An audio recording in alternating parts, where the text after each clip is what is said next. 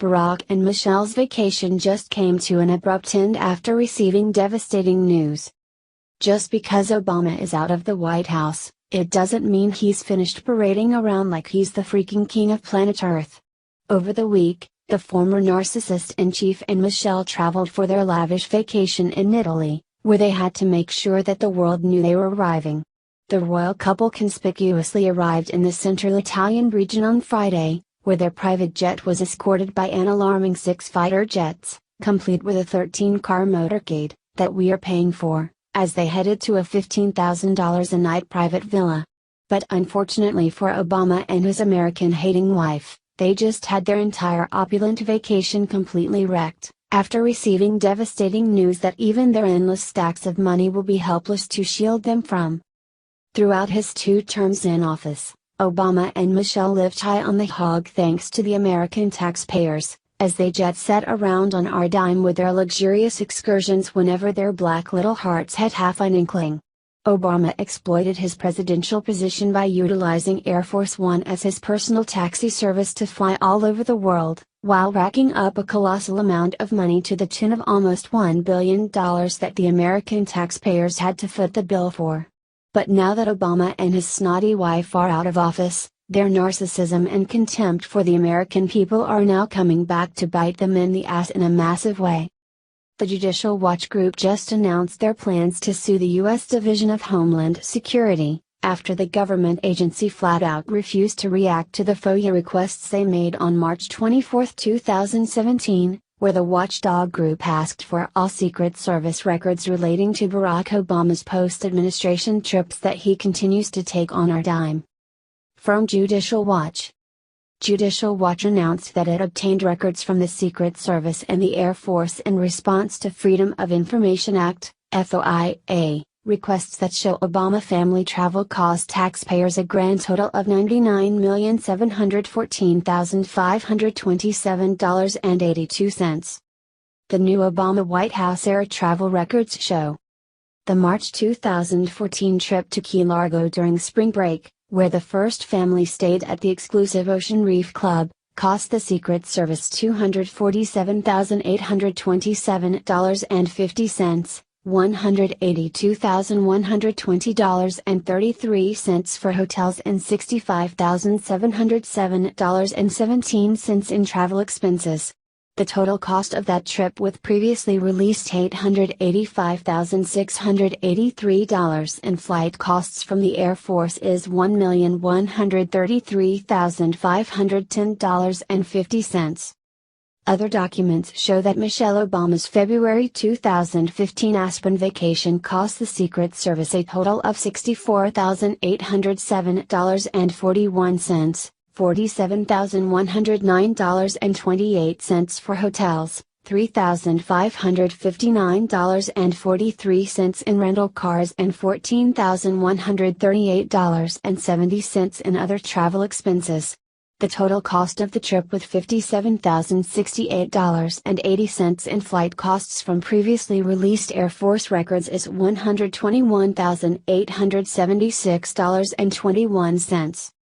Judicial Watch released documents from the Air Force concerning the 2016 to 2017 Obama family Christmas trip to Honolulu showing 17.9 hours flying at $142,380 per hour, bringing the total flight cost to $2,548,602. Yes, you read that correctly. The Obamas leached a whopping $1 billion freaking dollars from Americans for all their lavish vacations. But Judicial Watch isn't quite done talking it to Barack and Michelle. They also announced this week that they have filed a Freedom of Information Act, FOIA, lawsuit against the U.S. Department of Homeland Security for Secret Service records associated with President Obama's movements, schedule, and activities since his departure from the White House. The lawsuit was filed in the U.S. District Court for the District of Columbia, Judicial Watch v.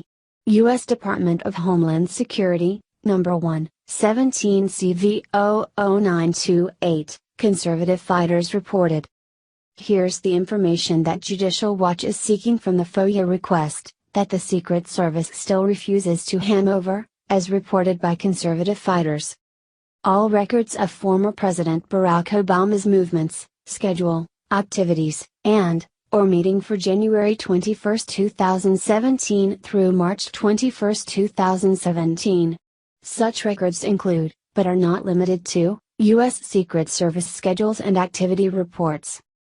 Although Obama is no longer in office, he continues to receive Secret Service protection at taxpayer expense. In January, the Obama family traveled to Palm Springs, California. The former president also spent a few weeks in French Polynesia. It looks like Obama's dirty deeds are finally coming to light, thanks to the determination of this watchdog group who has made it their mission to find the truth no matter how many of Obama's little minions stand in the way. Obama is such a massive disgrace to this nation. Not only did he commit treason throughout his time in office, but he continually showed how much contempt he held for Americans as he and his disgusting family jet set around on our dime, while at the same time lecturing Americans, who he views as mere peasants, about how they need to make sacrifices in life. Snowflakes who walked out of Pence's Notre Dame speech get devastating news. On Sunday, Notre Dame University students walked out of their own graduation ceremony as Vice President Mike Pence gave the commencement address. Immediately after the protest, however, this move came back to bite these liberal snowflakes in a big way.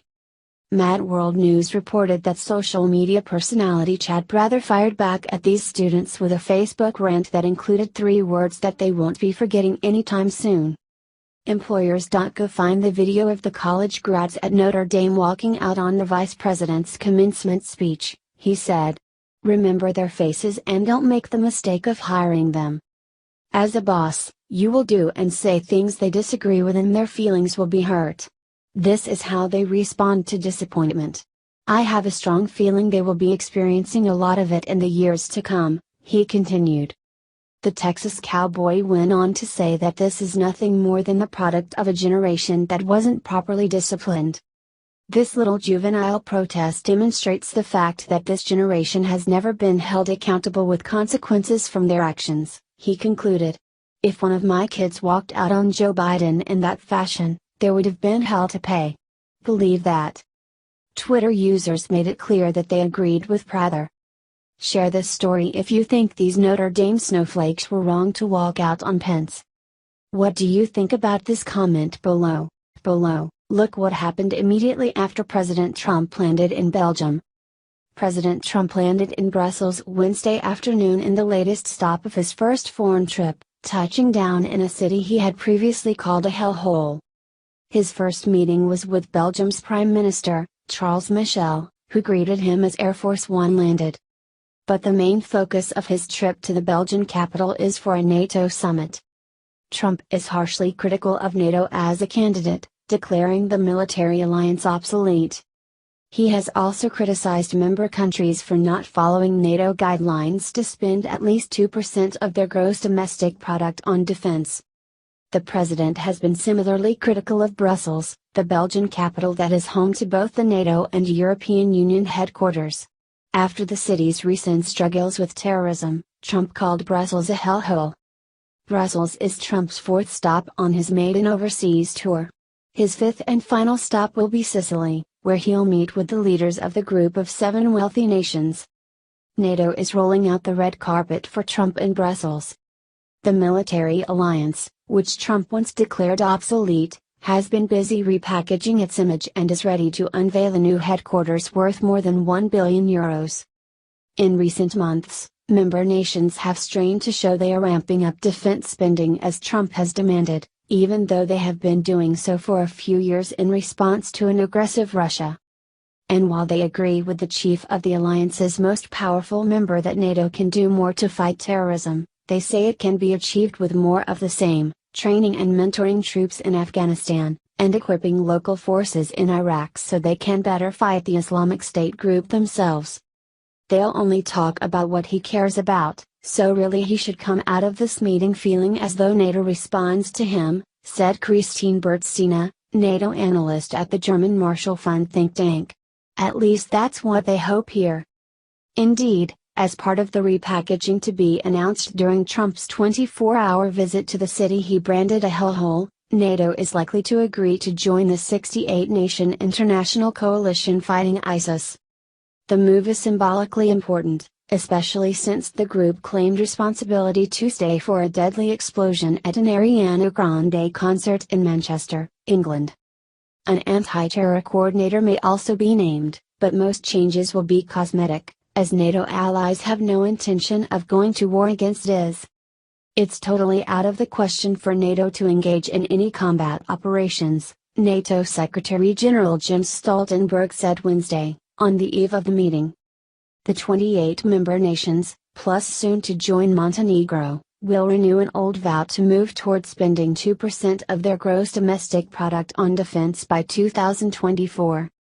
Still, many are skeptical about this arbitrary bottom line that takes no account of effective military spending where it's needed most. Germany would have to virtually double its military budget and spend more than Russia. Putting some meat on the pledge, the leaders will agree to prepare action plans by the end of the year, plotting how to reach 2% over the next 7 years, and show how they will use the money and contribute troops to NATO operations. What do you think about this? Comment below.